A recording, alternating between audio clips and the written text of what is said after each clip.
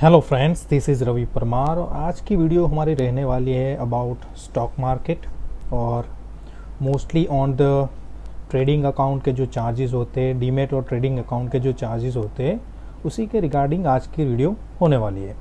तो दोस्तों, हम जब स्टॉक मार्केट में ट्रेडिंग करते हैं तो उसकी पहली कंडीशन ये होती है कि आपको अपना एक डीमेट अकाउंट खुलवाना पड़ता है। Demat account means dematerialised account, जिसमें आपके जो शेयर वगैरह या आपकी सिक्योरिटीज़ जो होती है वो डीमटेरियलाइज फॉर्म में होती है, मटेरियलाइज फॉर्म में नहीं रहती। मटेरियलाइज फॉर्म मीन्स जिसे हम टच कर सकते हैं, वैसी चीज़ें जो भी चीज़ टच नहीं कर सकते लेकिन एग्जिस्ट करती है उसी को बोलते हैं डीमटेरियलाइज। तो हमारे जो शेयर होते हैं वो एक अकाउंट में रहते हैं, डीमेट अकाउंट में रहते हैं और वो समझ लीजिए वो फिज़िकल नहीं होते, इसीलिए इसी को बोलते हैं डीमटेरियलाइज शेयर। और वो जो अकाउंट है जिसमें होल्ड किया जाता है उसको बोलते हैं डीमटेरियलाइज अकाउंट। अच्छा, डीमेट अकाउंट के साथ हमें एक ट्रेडिंग अकाउंट खुलवाने की भी ज़रूरत पड़ती है। तो काफ़ी सारे ब्रोकर्स वगैरह अवेलेबल है, ये डीमेट और ट्रेडिंग दोनों की हाल में जो अवेलेबिलिटी है उस हिसाब से आप डीमेट और ट्रेडिंग अकाउंट एक ही ब्रोकर के वहाँ खुलवा सकते हो। जैसे कि आपने देखा होगा कि काफ़ी सारे फुल सर्विस ब्रोकर भी हैं और डिस्काउंट ब्रोकर भी है। जैसे आपने नाम सुना होगा, एंजल ब्रोकिंग है, एडलवाइज है, जीरोदा है वो डिस्काउंट ब्रोकर है, 5 पैसे है, अपस्टॉक है। तो काफ़ी सारे ऐसे ब्रोकर है जो आपको ये सारे जो डीमेट अकाउंट या ट्रेडिंग अकाउंट खुलवाने की जो प्रोविज़न है वो उपलब्ध करवाते हैं। तो आज हम देखने वाले हैं कि डीमेट अकाउंट और ट्रेडिंग अकाउंट जब आप खुलवाते हो तो भले ही वहाँ पे बोला जाता है कि आपको कोई ब्रोकरेज वगैरह नहीं लगने वाली, काफ़ी सारे डिस्काउंट भी दिए जाते सारे ब्रोकर की ओर से। तो वहाँ पे बोला जाता है कि आपको ये ब्रोकरेज जीरो ब्रोकरेज है वगैरह वगैरह कुछ भी बोला जाए, लेकिन फिर भी कुछ टैक्सेस होती है, हिडन तो नहीं होती। वो बोलते हैं कि गवर्नमेंट टैक्सेस तो लगेंगे आपके ट्रांजेक्शन पे, फिर भी वो टैक्सेस के बारे में हमें थोड़ी अवेयरनेस होनी चाहिए। तो उसी के रिगार्डिंग आज की वीडियो है। तो दोस्तों, उसके लिए ये आपको सिंपल से समझाने के लिए मैंने एक एग्जांपल लिया है जिसमें बताया गया है कि समझ लीजिए कि आपने 100 शेयर बाय किए हैं 100 रुपये की वैल्यू पे और उसको बेचा है, वही 100 शेयर को बेचा है आपने 300 की वैल्यू पे। तो आपका प्रॉफिट कितना हुआ? 20,000।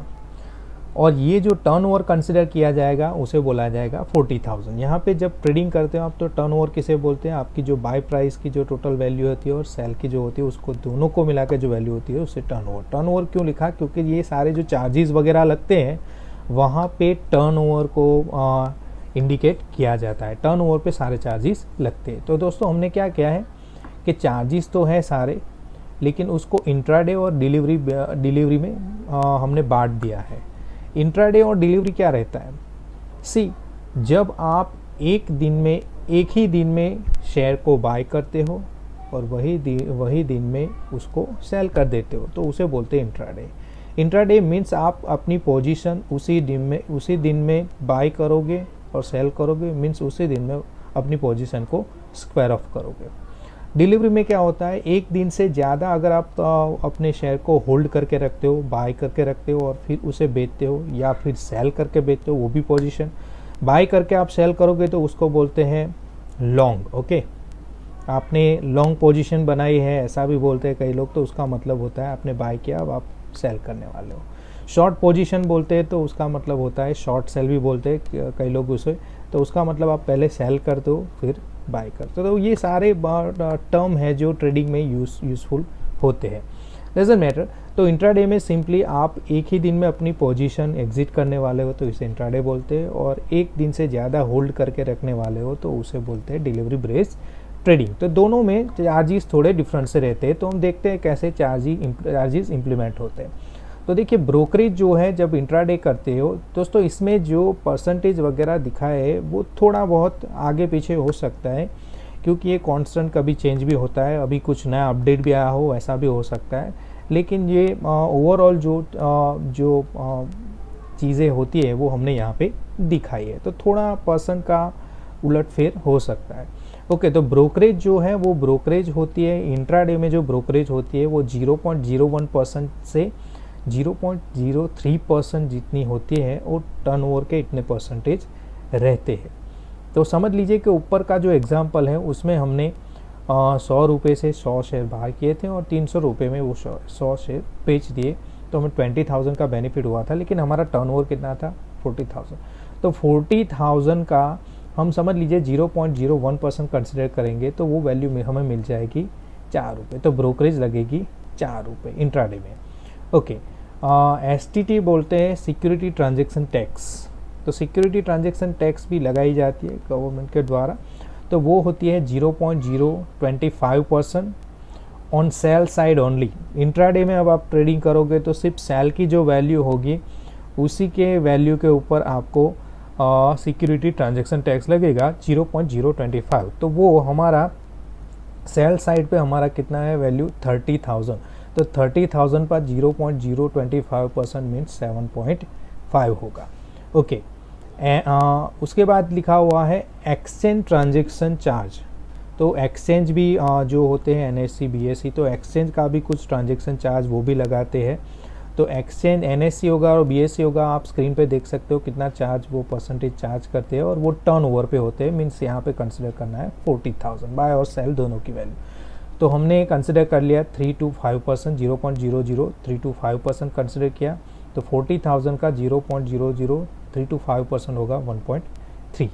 ओके, DP चार्जेस की बात करें वो होता है डिपोजिटरी पार्टिसिपेंट चार्ज। तो डिपोजिटरी होती है हमारी CDSL और NSDL, तो वो चार्ज करती है, लेकिन उसके साथ ब्रोकर भी चार्ज करती है, तो ब्रोकर को ही बोलते हैं डिपोजिटरी पार्टिसिपेंट्स। तो ब्रोकर भी कुछ चार्ज करते हैं, लेकिन इंट्राडे के केस में वो कोई चार्ज नहीं करते। ओके, GST की बात करें तो जो भी हमारी ब्रोकरेज लगी होगी, जो यहाँ पे है 4 रुपये, और एक्सचेंज ट्रांजेक्शन जो चार्ज रहा होगा वो दोनों को मिला के यहाँ पे वैल्यू होती है 5.3। तो 5.3 का 18% निकालेंगे तो वो वैल्यू हमें मिल जाएगी 0.9, तो GST इस पे लगेगा 0.9। सेबी चार्ज की अगर बात करें तो सेबी का भी एक चार्ज लगता है टर्नओवर पे, वो होता है 0.0001%। तो वो होगा जो भी हमारा टर्नओवर 40,000 है उसका ये जो परसेंट निकालेंगे तो वो आएगा 0.04%, 0.04। ओके, स्टैम्प ड्यूटी भी होती है, हर एक स्टेट की स्टैम्प ड्यूटी डिफरेंट रहती है, लेकिन गुजरात की है 0.002%। तो वो भी टर्नओवर की 40,000 का जो टर्नओवर है उसका इतने परसेंट निकालेंगे तो हमें वैल्यू मिल जाएगी 0.8। तो टोटल जो चार्ज हुआ, हमारे जो टोटल टैक्स चार्ज होंगे एक इंट्राडे करने पे, वो होंगे, अगर ये बाय और सेल की वैल्यू और शेयर को कंसिडर किया जाए तो यहाँ पे हमने 100 शेयर और 100 पे उसको बाय किया था और 300 पे इसको सेल किया था, वो वैल्यू कंसिडर की है। तो ये जो भी वैल्यू होगी उस पर ये टर्नओवर के बेसिस पे ये चीज़ें आती है। तो टोटल चार्जेस यहाँ पे हमारा हुआ है 15 रुपीज़, और हमारा जो प्रॉफिट हुआ है वो प्रॉफिट कितना हुआ है, 100 शेयर बाय किए थे 100 रुपये में और 100 शेयर को बेच दिया 300 रुपये में, तो हमें प्रॉफिट हुआ 20,000 का। तो 20,000 में से अगर 15 रुपये निकाल देंगे, क्योंकि ये टैक्सेस वगैरह लगेगी हमारी, तो ये एक ट्रांजेक्शन पे हमें प्रॉफिट होगा 19,985। तो ये बात हुई हमारी इंट्राडे में ट्रेडिंग की। अगर यही सेम चीज़ हमने डिलीवरी बेसिस पे की है, मीन्स शेयर को एक दिन होल्ड करके रखा और एक दिन के बाद 2 दिन 3 दिन 5 दिन या 1 साल बाद भी अगर शेयर आप बेच रहे हो तो उसे बोला जाएगा डिलीवरी बेस्ड ट्रेडिंग, और वहाँ पे आपका ब्रोकरेज लगेगा 0.2% से लेके अभी जो काफ़ी सारा डिस्काउंट प्रोवाइड किया जाता है, तो डिलीवरी में कोई भी चार्जेस नहीं लगेगा। काफ़ी सारे डिस्काउंट ब्रोकर अभी अवेलेबल है, तो वो बोलते हैं कि डिलीवरी में आपको कोई चार्ज नहीं लगने वाला, तो वहाँ पे आपका चार्ज हो जाएगा 0, तो यहाँ पे 0 होगा। ओके, सिक्योरिटी ट्रांजेक्शन टैक्स की बात करेंगे तो वो होगा 0.1% ऑफ टर्नओवर। टर्नओवर जो भी हुआ है हमारा उसका 0.1%, तो वो यहाँ पे है 40। ओके, एक्सचेंज ट्रांजेक्शन चार्ज की बात करें तो वो होगा हमारा आगे जो था इंट्राडे के लिए वही वैल्यू, तो 1.3%, 1.3। ओके, डीपी चार्जेस की बात करें तो मैंने जैसे ही बोला कि डिपोजिटरी पार्टिसिपेंट मीन्स ब्रोकर अपना चार्ज लगाता है, तो वो होता है 15 से लेके 30 रुपये तक होता है, हमने कंसिडर किया 15 रुपये। GST की बात करें तो जो भी ब्रोकरेज आपकी लगी है, ब्रोकरेज लगी है और जो एक्सचेंज ट्रांजेक्शन चार्ज लगा है उसका 18% निकालेंगे तो यहाँ पे हो जा रहा है 1.3% का 18% होगा 0.23%, 0.23 सॉरी नॉट परसेंट। ओके, और सेबी का चार्ज और स्टैम्प ड्यूटी दोनों को भी जोड़ दोगे तो वो आगे जो था वो सेम रहेगा, और वो मिला के हमारे पूरे चार्ज जो डिलीवरी बेसिस ट्रेडिंग है उसमें हो गए 57.37, और उसको हमारे प्रॉफिट 20,000 में से हम बात करेंगे, डिडक्ट करेंगे, तो हमें वैल्यू मिल जाएगी 19,943।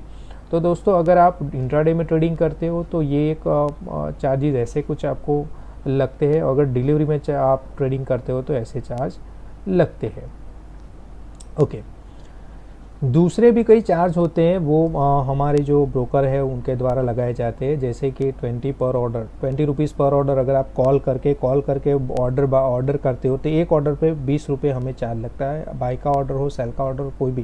तो एक ऑर्डर आप कॉल करके अपने RM को बताओगे, रीजनल मैनेजर या कोई भी जो बोलते होंगे रिलेशनशिप मैनेजर, वहाँ पे आपको एक नंबर दी जाती है, आपके जो मोबाइल एप्लीकेशन होगी उसमें भी दिया जाता है। तो वहाँ से कॉल करके अगर आप ट्रेडिंग करते हो, आपको ऐप में समझ में नहीं आ रहा है और वहाँ से ट्रेडिंग करोगे तो पर ऑर्डर आपको 20 रुपीज़ लगते हैं। अच्छा, ऑटो स्क्वायर ऑफ अगर होता है तो वहाँ पे भी चार्ज लगता है। समझ लीजिए आपने इंट्राडे में ट्रेडिंग की है, लेकिन आपने 3:20 से पहले अपने हिसाब से एग्जिट नहीं लिया उसमें से, तो वो अपने आप ही एग्जिट हो जाती है। वो पोजीशन आपने बाई कर रखा है तो आपने सेल नहीं किया होगा, तो 3:20 को अपने आप को एग्जिट हो जाएगा, तो उसका भी कुछ चार्ज थोड़ा बहुत लगता है। अकाउंटिंग ओपनिंग चार्ज भी लगते हैं, लेकिन अभी तकरीबन सभी फ्री हो गए। फिर भी कई ऐसे ब्रोकर हैं जो अभी भी चार्ज लगाते हैं, और अलग अलग तरह की उनकी जो कंडीशन वगैरह रहती है। तो अकाउंटिंग ओपनिंग चार्ज अगर आप बोलोगे तो वो 300, 500, 700 डिपेंड अपॉन ब्रोकर, कहीं पे वो फ्री में ही आपका अकाउंट खुल जाता है। एनुअल मेंटेनेंस चार्ज की बात करेंगे तो वो भी 350 से लेके 500-700 तक हो सकता है, जैसे जैसे वो सर्विसेज प्रोवाइड करते हैं। फुल सर्विस ब्रोकर होते हैं वो ज़्यादा ये एनुअल मेंटेनेंस चार्ज करते हैं, और उस पर GST भी जोड़ा जाता है। अच्छा, ये तो बात हुई कि जब हम ट्रेडिंग करते हैं तो ये सारी चीज़ें हमारे दिमाग में होनी चाहिए, लेकिन उसके अलावा इनकम टैक्स के कुछ प्रोविज़न है वो भी इसमें इम्प्लीमेंट होते हैं। जैसे कि अगर आप डिलीवरी बेस्ड ट्रेडिंग करते हो और आपने 1 साल के अंदर कोई समझ लीजिए आज आपने कोई शेयर ख़रीदा है, 100, 500 जो भी शेयर ख़रीदे हैं, लेकिन उसको आपने होल्ड करके रखा और 6 महीने के बाद उसको सोल्ड कर दिया, तो वहाँ पे 1 साल के अंदर जो भी आपने शेयर होल्ड करके रखे होंगे और वो 1 साल के अंदर ही अगर आप बेच दोगे और वो डिलीवरी बेसिस कंसिडर होता है, तो वहाँ पे आपकी जो भी प्रॉफिट होगा उसका 15% आपको शॉर्ट टर्म कैपिटल गेन लगता है। Short term capital gain consider किया जाएगा और 15% टैक्स देनी पड़ेगी उस पर। ओके, जो भी वैल्यू होगी उसके 15%। Okay, long term capital gain की बात करें तो अगर आपने 1 साल के बाद वो शेयर को सिक्योरिटी को बेचा है, तो वहाँ पे क्या होता है कि जो भी आपकी प्रॉफिट की वैल्यू होगी और वो वैल्यू में 1 लाख से ज़्यादा जो भी वैल्यू होगी उस पर 10% लॉन्ग टर्म कैपिटल गेन लग जाएगा। तो ये दोनों बात हुई, इनकम टैक्स के कंसर्न से ये बात हुई। तो दोस्तों अगर आप ट्रेडिंग वगैरह करते हो और आपको ये कुछ चार्जेस वगैरह के बारे में पता नहीं है, तो ये वीडियो आपको काफ़ी यूज़फुल रहेगी। आप भी चेक कर सकते हो, आपको भी हर रोज़ वो उनकी कंफर्मेशन की मेल आती रहती है। NSE ने भी वो अभी ऐड वगैरह भी आती है कि वो कंपलसरी कर दिया है कि NSE के पास आपकी KYC होनी चाहिए, ताकि वो आपको हर रोज़ मैसेजेस वगैरह भी भेज सके।